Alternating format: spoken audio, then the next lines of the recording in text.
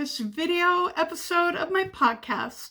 My name is Cheryl, and this is Cappuccino Crafts, my little channel on YouTube and my corner of the general interwebs, where I like to talk about knitting and sometimes crochet and books and TV and movies and life and general chatty things that I want to share with you.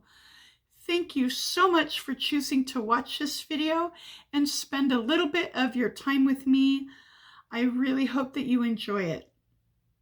Please settle in, get yourself a delicious beverage, and let's have a lovely visit. So, my delicious beverage in the afternoon recently has been decaffeinated teas. Either like herbal infusions without any tea at all, or some kind of decaffeinated tea, or I've gotten a decaffeinated iced latte in a drive-through while I was in between errand stops. But yeah, about 4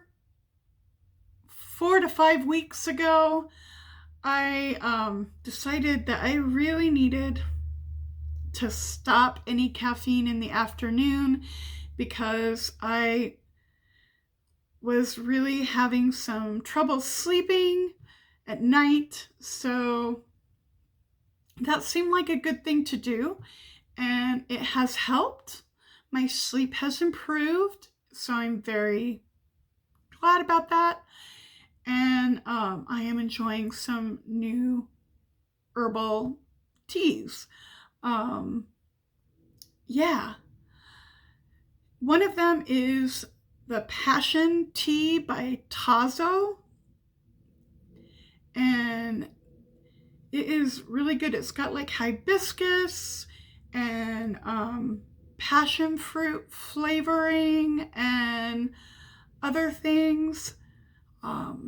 It is quite, as it cools down, if you let it sit, if you don't finish it fast and it gets below a certain temperature, it turns really sour. The hibiscus is very strong and can be very, very, very tart. But I added a little bit of vanilla syrup to that cooled down tea, and it was delicious. That little vanilla syrup took the edge off the tartness, and I think if I made an iced tea with a sweetener, that would be an amazing iced tea. It would be so good. Yeah. I also have tried a Yogi tea. It's called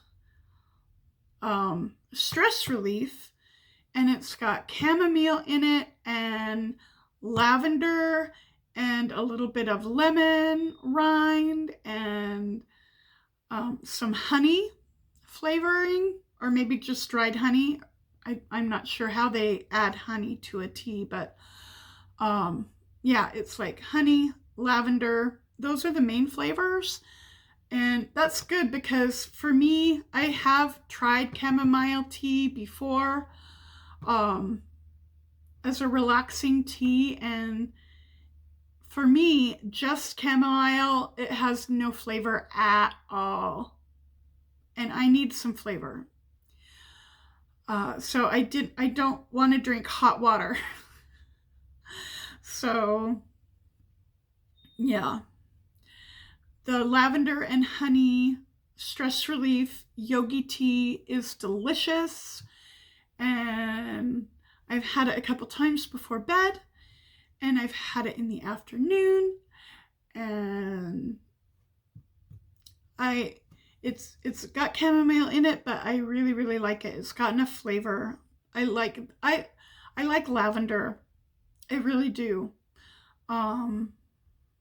Yeah. So that's the tea talk.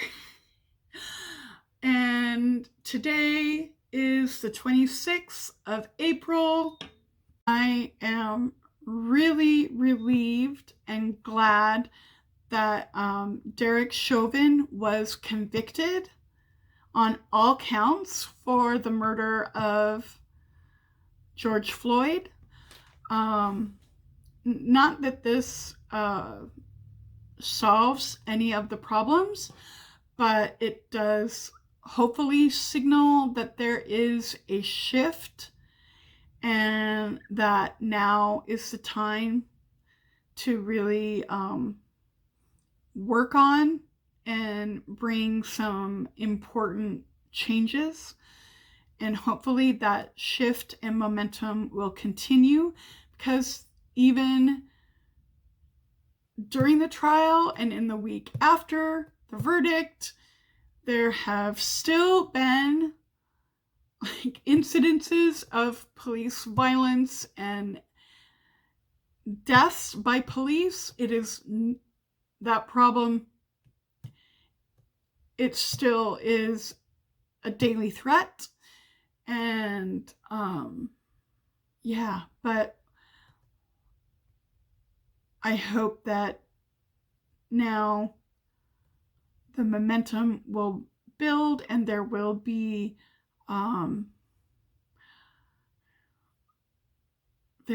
change coming. I have a little bit of crafting to tell you about. What? I know. I started a pair of socks. Nothing groundbreaking, but I'm easing my way. And I just cast on a simple project. I have 2 cuffs, and I've ended the ribbing. I've done a few rows of the plain stockinette. So I've started the leg section, and yeah, just kind of easing my way back in. And this yarn is so colorful and so bam. It's really fun. It's super fun, and I wanted a super fun project. The yarn is a sock yarn from Lang Yavel. This yarn is not made in Germany. I think it's made in Italy or maybe Switzerland. It's European, but not in Germany, so I'm not sure why it has such a German name, like Yavel. But that would make more sense so if it was a Swiss company, because there are, German is one of the languages in Switzerland. So anyway, this really bold and fun colorway does not have a name. They do not give names to their colorways, just numbers, which is kind of boring, but the yarn is still fun. It doesn't need a name to make it fun. So yeah. And I haven't touched that cowl to finish it yet, but I'm sure I'll pick it up this week sometime and just knock that end of it out and be done. Yeah. Yay. Now let's move on to books. I have finished a few things. I finished Caressed by Ice, which is the 3rd book in the Psy Changeling series, written by Nalini Singh. And this is a really fun and intriguing series. It's got mystery, thriller, detective, and sci-fi speculative stuff, and a romance.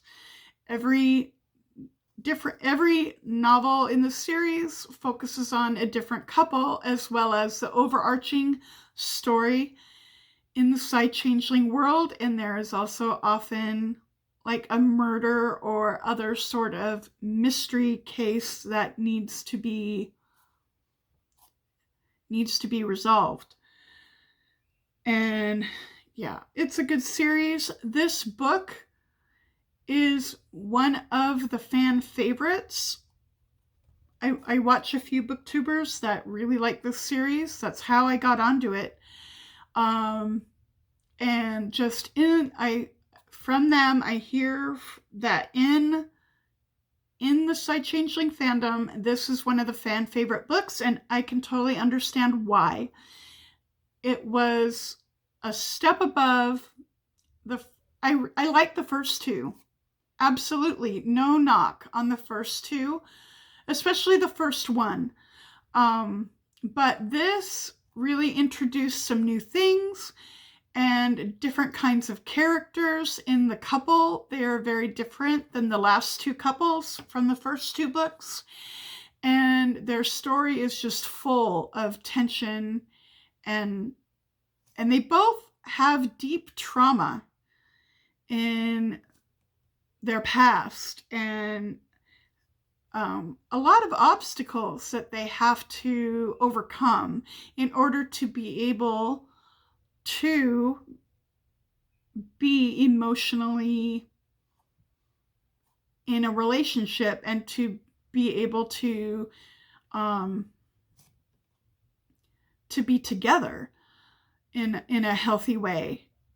So there was a lot, and it was so good. So good. I really, really, really liked it. I also listened to an Audible original, and I'm pretty sure it's also exclusive. So to listen to it, you do have to get it from Audible. But it's a short story called The Shortest Day. And it is centered around the winter solstice. So it's spring now. So yeah, a little out of season, but I still enjoyed it. It is set in Ireland, and it centers around the Newgrange burial site and the tomb there that very famously on the day of the winter solstice, there is a kind of a window or an opening that allows light to come in and shine on the focal point of like the altar area or whatever, the main part of the inside of the tomb, and illuminate the spirals. It's the one that has all those spirals carved, and they're really yeah, so it illuminates the inside of the tomb on the winter solstice. And this is set in the past, before that was something that archaeologists knew about. And so it's about the boundary and the divide between the world of the dead and the world of the living. And there is an archaeologist who has become intrigued, very, very intrigued, and has been working very hard on careful excavation at the tomb. And somehow I think he's heard a rumor about the tomb at solstice.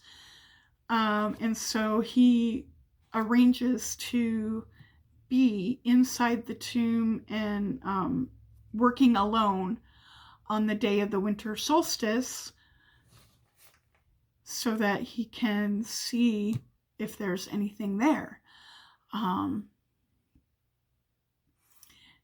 And it's just, it's very short, and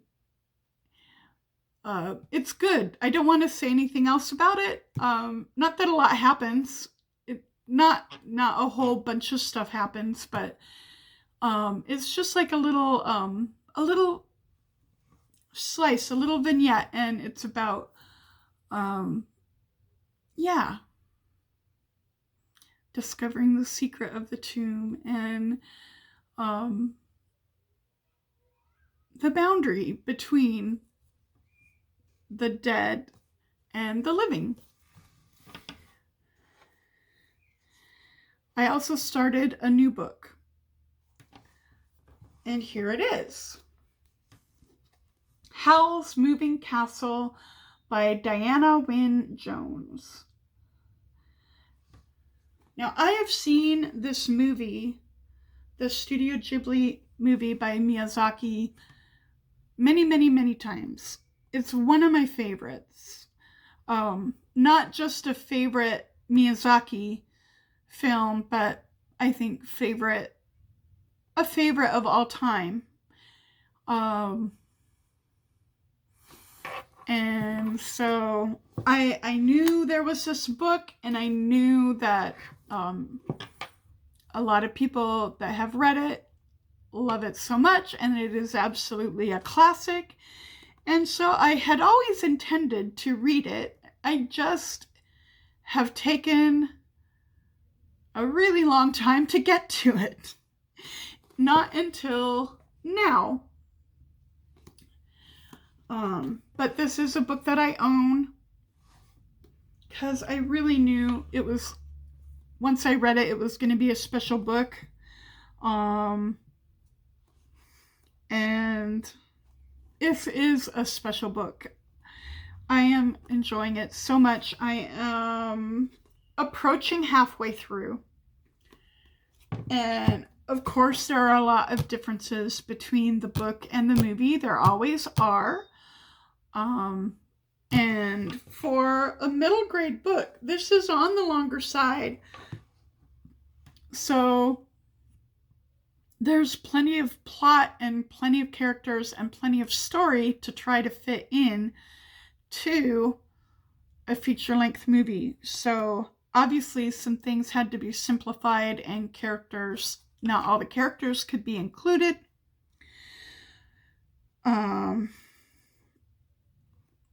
But I am loving it. It is just absolutely as magical and whimsical and beautiful. Like the descriptions